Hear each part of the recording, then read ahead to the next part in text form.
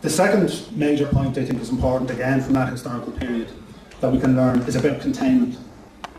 Our struggle, we are forever allowing ourselves to become contained. I became politically active 21 years ago in Dublin. I became involved in the struggle, but the struggle wasn't in Dublin.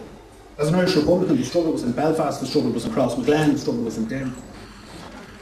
And it was only years later I realised that in talking to other Republicans from the South. We didn't see the struggle on our streets. Our job is to provide support to you, to the North. Our job is to supply logistics and political support to the struggle in the North, to do what we could to help other people prosecute the struggle. And that was the mindset. The struggle happened somewhere else. And again, if you look back in our history in the 1920s, the same thing happened. Many parts of this country looked, well, the struggle's in Dublin, or it's in Cork, or it's down with Tom Barry or Dan Breen, the struggle isn't with me. And that's a very important lesson we need to learn for the future.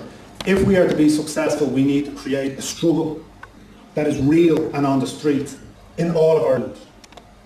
You can't have a revolution. People in Cork can't create a revolution for people in Waterford. People in Waterford can't create a revolution for people in Belfast. For a real revolution, for real change, for real political and social change, the people themselves have to create that. We have to create that. People have to change the way in which their lives are structured and who controls their communities and where power is situated. So we can't allow a struggle. As we rebuild our struggle, we must rebuild an all-Ireland struggle. We don't need a Dublin leadership or a Belfast leadership or a Tyrone leadership or a Cork leadership. We need to build a national struggle, which is a real struggle that is fought out in every street, in every town, in every village.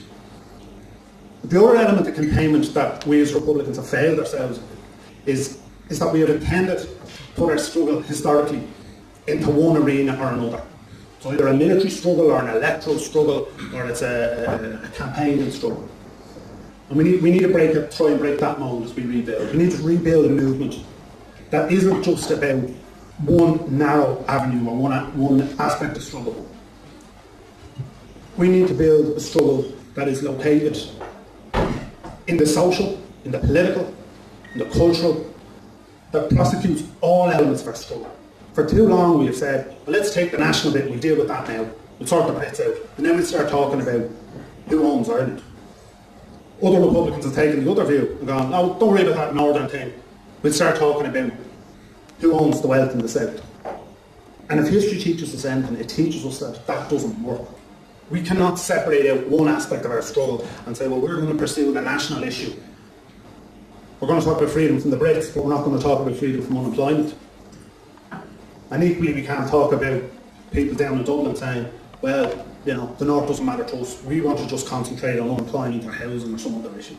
So when I'm talking about the contained struggle, it wasn't just geographically contained, where it was contained in Belfast or across Crossmaglen or in Carrickmore. You know, it's not just geography. We need a struggle that is spread across Ireland, but also that's spread across many aspects of struggle. It isn't just about a national struggle. We try separating out the issue of the Brits from the issue of wealth and power and who owns Ireland, who owns us. So, as we rebuild this struggle, we need to avoid allowing ourselves to be contained or pigeonholed into a little box. There's the Republicans. That's to do with the Brits, the national question, and it's basically in the North somewhere. We need to create a struggle that is about economic freedom. It's about the freedom from unemployment, the freedom from poverty, freedom from bad housing, freedom from landlords, freedom from private banks. That's the kind of freedom we need to build. And we can't build that freedom without getting the Brits out. We can't get the Brits out without building economic freedom.